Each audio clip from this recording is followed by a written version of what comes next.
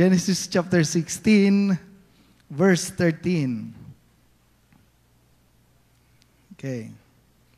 Ingon ng Genesis 16, verse 13, kaning shidri si Hagar ni siya, no?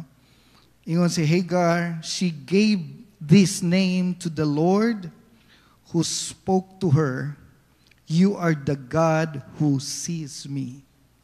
Ikaw ang Diyos nakakita sa ako.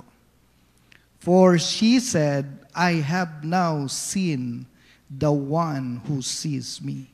Okay, muna ang giingon sa pulong sa Ginoo. Mag-aampot ta. Bless the power of your words. Let there be anointing and conviction, O God, Lord. Speak to us tonight in Jesus' name. Amen. Ang meaning sa El Roi is the God who sees. Ang Ginoo nakakita. Ang background sa story, si Hagar, sa Bisaya pa, si Hagar, usa ka higayon tungod sa suggestion ni Sarah, no? Ingon siya, di naman ta mabuntis, basin ikaw ra may gitawag sa Ginoo, basin kaning ako ang katabang, total ikaw may naipanawagan. So, to cut the story short, nabuntis si Hagar. Dayon, pagkabuntis ni Hagar, nahimong away sa sud sa balay, no? Imong ginabuli ni Hagar si Sarah, no? Murabag iyang ginapaibog na buntis ko, ikaw dili ka buntis. Dayon gi-blame ni Sarah sa Abraham. Pag-blame niya kay Abraham, for 7 months nahimong away, gubot ang panimalay ni Abraham. Finally, ingon si Abraham, ikaw may amo niya, nan ikaw magdesisyon. Ang nahitabo, gipalayas si Hagar.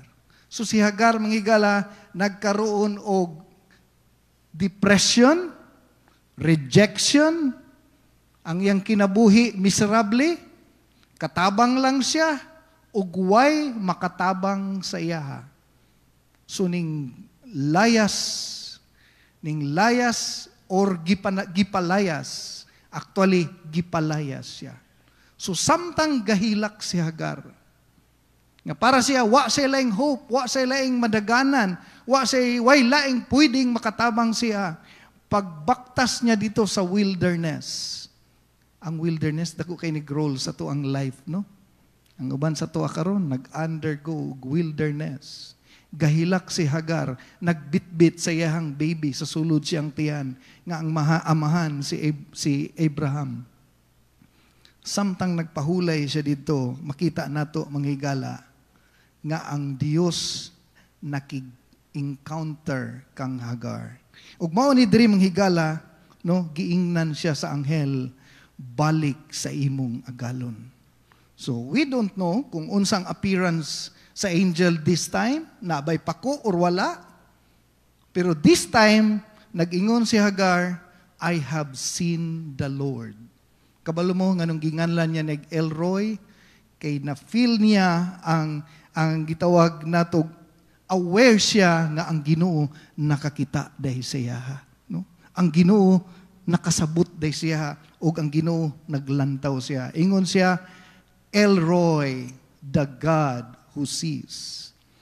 Nag-i-share sa inyo ang painting sa Sistine Chapel sa Italy. No? And gitawag ni siya nga painting kay ang artist niya ni si Michelangelo. No? Ang Sistine Chapel is church na siya. Ang pangalan sa church is Sistine Chapel. Okay? Samtang nagpainting si Michelangelo, okay, dito sa pinakataas, okay, pinakataas sa kisame, tanawan niyo nganong giingnan na ko og view, kay nag-ana mong ko sa kamera ana, oh. Para makita gid niyo ba, no? Pertinan lang layua. Okay? So samtang ga-painting si Michelangelo, ang isa ka priest dito nga ginganlan og John, giingnan siya nga, Michael, nganong perti pa man imong detalye anang painting nga. Okay? Kana nga painting. Da perting layo aw. Katong nasa ibabaw mo na siya. Okay? Wa na may mulantaw, ana. No? Iya pang gihimay-himay pa yung mga bungot, no? Ang pupil sa mata, iya pang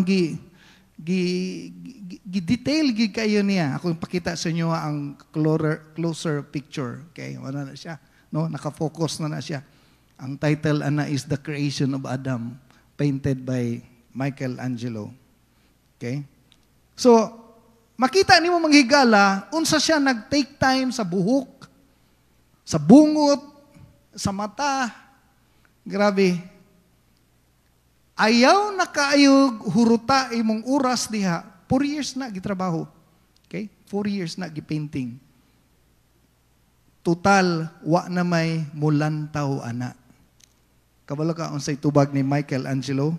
Ingon si Michelangelo, "Naa oy." Insa ba? "Kinsa man be?" No? Una giingon sa katong pari, "Kinsa pa may mulantaw ana nga perti man ang tasa?" Okay? Ang tubag ni Michelangelo, "Ako di ay." Okay? Insa ako di ay kakita man ko. Okay? So ang lesson nga atong makita dinhi manghigala, kung nakita na nimo, mas labawng nakita sa Ginoo. Okay? There are areas sa tuang life nga abi nato walay nakakita. Okay? Naay mga sitwasyon sa tuang life manghigala nga tan-aw nato murabag ang Ginoo wala man kunya napansin. Basin ang Ginoo wala kadungog, basin ang Ginoo wa kabati sa kong problema. Basin consequences ni. Para sa ko ang manghigala, dili tanang panghitabo sa tuang life. Coincidence. Nothing happens to us by chance. Okay? Everything is being orchestrated by God. So, there are times manghigala feeling nato nga murag na neglect na ta, murag wala na sa atong kinabuhi, nga murag wala na ang Ginoo naguban sa tuwa. Pero Elroy, the all-seeing God. The God who sees, hears, and knows everything. Every detail sa tuang life nakita sa Ginoo. The God who knows everything about us. No? Kay namdum ko sa palabas nga ng mga sundalo pag musulod, may kalaban, may ganun siya. Di ba? Sinana ng mga sundalo. Okay? God who sees you. Ang Ginoo nakakita sa imo. Okay, dungan ta. Ready, begin. God sees you. Ingna imong katapad. Ready, begin. God sees you. Kung sa man imong problema karon, God sees you. Kung sa mga imong na-encounter karon, God sees you. Kung ang imong bana, kadlaw na, ga-cellphone, gihapon, sinyasi na lang. Kung ang imong anak, dugay mo gawa sa CR, ingna na lang. Elroy. God sees you. Kung ang imong asawa maghila kay dako kayo bayro noon sa utang, God sees you. Amo na lang na atong code karon, mo na lang ato ang motto karon. So, the all-seeing God, He knows every detail sa tuang life. Kani siya, usan ni siya ka Hebrew nga praise. Naginganlan ni siya Elroy, tungod kay kini nga story manghigala kay Hagar, niabot ang time nga feeling niya nga wa na nakakita sa iyang life. Okay? So una nga point ang atong lantawon karon, God sees everything but He never focus anyone. Okay? Ang Ginoo nakakita sa tanan, pero dili ang tanan iyahang gitutukan. Okay?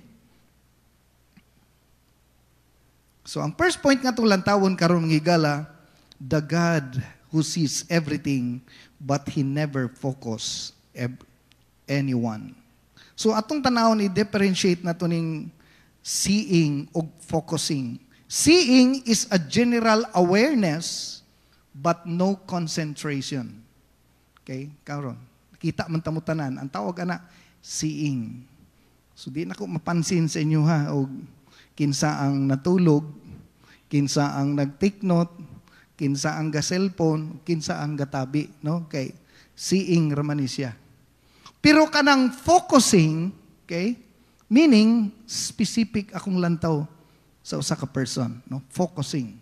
Focusing is an active, concentrate effort to direct your attention to something specific.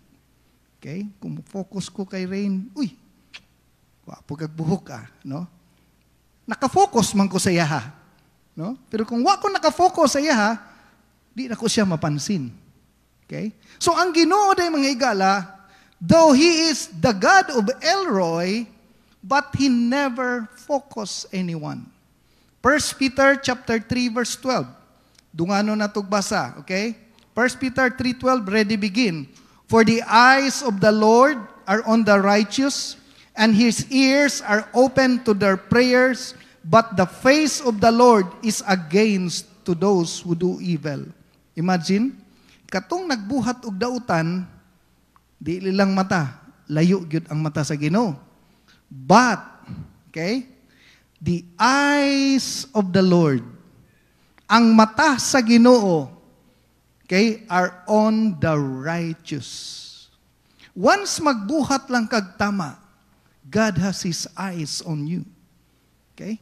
Once dili ta mag-compromise, God has His eyes on you. Once natay right relationship, okay? Pasabutan ng right relationship, right time, right place, okay? Right season. Kung sudyante pa ka, no? Di pa ka ready magminyo, naa kay right relationship. Pero kung naa kay secret relationship, no? Ang mata sa ang nawong sa Ginoo is against to those who do evil. So makita nato mga higala that the God who sees everything but He never focuses anyone. Psalms chapter 34 verse 13 to 16. Okay, nakita na to? Okay, ready, begin. Keep your tongue from evil and your lips from speaking deceit. Depart from evil and do good. Seek peace and pursue it, because the eyes of the Lord are on the righteous, and His ears are open to their cry.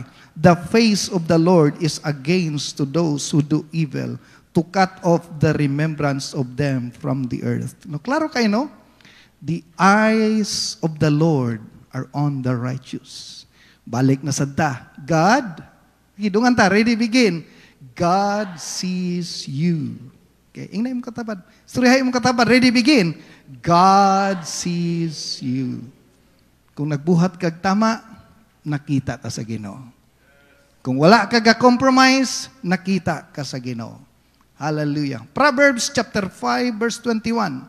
Okay? Ready? Begin. For the eyes of man are before the eyes of the Lord, and He examine all His ways. Wow. No? Gina-examine niya. Ginalantaw niya. Ang mata sa Ginoo, nagalantaw kanunay, ginalantaw niya ang imong ginahimo. Okay? Ginabantayan niya ang imong ginahimo. Okay? 2 Timothy chapter 2 verse 19, Bisaya ni akong basahon. Apan ang lig-on nga sukaranan nga gipahimutang sa Dios, dili gayud matarog, ug niini nahisulat kini nga pulong, nakaila ang Ginoo sa mga iya. Ang tanan nga nagsangpit sa ngalan sa Ginoo, kinahanglan dili na magbuhat og dautan. Grabe, no? Kaila ang Ginoo diri kinsay iyaha. Kaila ang Ginoo diri kinsa ang dili bakakon. Kaila ang Ginoo diri kinsa ang dalo. Kaila ang Ginoo diri kinsa ang ga-compromise. So makita nato mga higala, gigamit diri sa pulong ni Paul ngadto kang Timothy, lig-on, dili matarog nga gitawag natog sukaranan. Unsa ang word diri? Okay? Let anyone that depart the name of the Lord shall depart from iniquity. So mahigala ang pulong sa Ginoo naga-challenge ka nato. He never focuses anyone. nag-focus lang siya sa naay righteous nga living. Okay? So, walay, gitawag na to walay shortcut. Okay? Walay replacement, walay substitute sa righteousness sa gangharian sa Dios. Ikaduha atong lantawon, living open in the all-seeing God. Okay? Kanang Elroy. Wa kay gitago. Wa kay kumbaga, nanginabuhi ka manghigala nga, nagunahuna ka nga galantaw ang Ginoo. Sa mo ang balay dito sa Tugbok manghigala na ay CCTV dito. Akong tanahon dito, ako ang nagtrabaho dito. Kita na ko dito nga naay dili nating trabaho pero nagtrabaho gyapon siya. Nakalimot siya nga naay CCTV. Makita na ko sa akong cellphone. Okay? Tungod sa iyang gihimo, it attracts God's favor. Okay? Kung ang Ginoo ba, kabalo gani siya nga gihimo gani mo bisag way nakakita, it attracts God's favor. Para sa ko ang higala, kung na ako'y trabahante nga bisag wa ako nakakita, pero iyang gihimo niyang ang tama, gihimo niya bisag gabi na, gitiwas gyapon niya ang trabaho, bisag wa na'y sweldo, wala na'y overtime, pero nagtrabaho gyapon siya, manghigala, as a boss.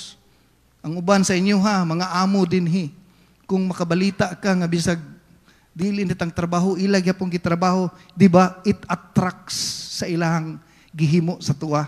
Murabag para sa imo ha, angayan silang pasidunggan.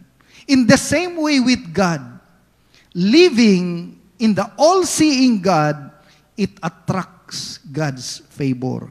Tanaw na to ang Genesis chapter 6, verse 5 hangtod sa verse 9. The Lord saw how great the wickedness of the human race had become on the earth, and that every inclination of the thoughts of the human hearts was only evil all the time. Verse 8, dunganon na basa ang verse 8. Ready, begin. But Noah found favor in the eyes of the Lord. Okay? Makita nato manghigala nga ang tanang palibot dautan. Pero si Noah nagpabiling righteous. Ingon sa verse 9, Noah remains righteous. So, atong makita manghigala that Noah found favor in the eyes of the Lord. Walang kakahibalo. Tanan mo mga sacrifices, tanan mo ng pain, abi nimo walay reward. Abi nimo gi-reject ka, ikaw pakaulawan, ikaw muragwa ka tagaig believe, but you do it for God. Sultian ta ka. One touch of God's favor will change everything. No? Isa lang hikap sa pabor sa Ginoo. Kuyaw pag ang pabor sa Ginoo mamuhat. Okay? Tanaw na to si Noah. Okay? What is favor? Favor is not something we deserve, but something God graciously bestow upon us. If you remember Joseph, napriso siya. Napriso siya sa sala nga wala niya buhata. Sa panahon nga wala pa napriso si Joseph, nag-enjoy pa siya sa blessing sa iyang ginikanan. Wa man siya nakatilaw anang word nga favor. Apan samtang si Joseph na sa prisuhan, Joseph obtained God's favor. Gihimo siyang labaw-labaw sa prisuhan, and then in the process of time, gipromote siya sa Ginoo. Diri makita nato si Noah, he found favor in the eyes of the Lord. Dili man ni siya engineer. Dili man ni siya talented. Wag siya ka idea unsaong paghimo og bangka. Pero ang iyang gihimo, arka. Titanic ang iyang gi-construct. Wala pa may stickwell sa unang panahon. Wala pa yung mga bulkasil. No? Wala pa na yung mga clamp nga atong nahibaluan. Pero nganong nagkaroon siya wisdom because Noah obtained God's favor. Okay? Pag na-favor ang Ginoo, matingala na lang ka, asagikan ang source sa imuhang knowledge. Asagikan ang wisdom sa imuhang negosyo. Asagikan mangigala ang mga butang nga murag tingala ka nganong naabot man na sa imuhang life. Ang tawag na tuwa na God's favor. Lahi gyud pag manginabuhi tang Elroy, no? Kabalo ka ba nga ang mata sa Ginoo galantaw sa imo? No? Ang atong kinabuhi usahay everyday. Ang temptation paggawa sa balay, gaparade na. Sa cellphone pa lang. No? Nagsira ni Pastor Kiko, nagsirahan na may kalit lang sa mong gawas. Magigala, pag na mong gawas, hugaw sa ko ang cellphone. Automatic din na, pshh! Bisag way nakakita, kay nga naman, Elroy, God sees everything. No? Para sa kuha, di na ko kaya. Bisag walay nakakita. Okay? Kung ang sukli manubra, iuli. Okay? Kung ang sapatos nga imong gigamit nakalimtan na sa tagiya, tawagi pod. No? Inana magkukusaunan, ang huram kog bakos ba niya, nakalimtan na niya. Wa na lang po, kalimtan na lang pod. No? Wa na kay planong mo uli. Iuli. Hallelujah. 2 Chronicles chapter 26, verse 5. Nay usa ka batan-on diri, 16 years old. Pero nang ginabuhi siyang Elroy. Ingon diri sa verse 4 si Uzziah, he did what was right in the eyes of the Lord. Dunganon na natugbasa ng verse 4b, ready begin. He did what was right in the eyes of the Lord. Grabe no? In the eyes of the Lord. Gibuhat niya ang tama, dili sa mata sa pastor, dili sa mata sa iyang amo, dili kay galantaw, iyang classmate, iyang bana, iyang kauban sa trabaho. May gala, bisag way tao sa church, muani siya kay magampo siya. Bisag wala si pastor ning biyaheg laing lugar, muanhi siya sa church kay magampo siya. Kay para niya, wa siya nagampo para kay pastor. Nagampo siya sa atubangan sa mata sa Ginoo. Okay? So there are times, magunahuna tawa na nagampo diri kay ikaw na lang isa. Hala, pag pangitag lugar diri pakigstorya sa Ginoo. Mao ni si Uzziah, he did what was right in the eyes of the Lord. Ingon diri sa verse 5, he seek God during the days of Zechariah, who instructed him in the fear of the Lord. As long as he sought the Lord, or as long as he continued to serve the Lord, God gave him success. Grabe. Unsay sekreto niya? Nganong gi-rise up sa gitagan, sa increase sa Ginoo. He did what was right in the eyes of the Lord. Elroy. Ang igala, mag-learn ta nga mahimong honest sa tuang life. Okay? Magkat-unta nga manginabuhi ta mga igala, nga bisag way nakakita, isipon ginato kanunay. Pag makadawat tag blessing, sweldo, extra nga mga favor, wa may nakahibalo, pila imong income. Buhata para sa Ginoo. Okay? Hatagi. Sa ingon sa Ginoo, ihatag ang para kay Cesar, ihatag ang para sa Ginoo. Problema na simbahan, problema na sa uban diha, basta ako gihatag ko ni para sa Ginoo. So makita nimo diri sa verse 6 sa 2 Chronicles, God gave him success in everything. Kanus aman siya gibagsak sa Ginoo. Pagdagan sa iyahang success, puno delikado po ning success usahay, no? Warning lang ning life ni Uzziah. 2 Chronicles chapter 26 verse 16. But after Uzziah became powerful, his pride led to his downfall. He was unfaithful to the Lord his God. No? Ang garbo kuyaw kayo. Okay? Ang garbo ra po'y nagbagsak sa iya. So makita nimo manghigala nga as long as man, dili ka man pleaser, God pleaser ka, naagi success diha sa kamot sa Ginoo.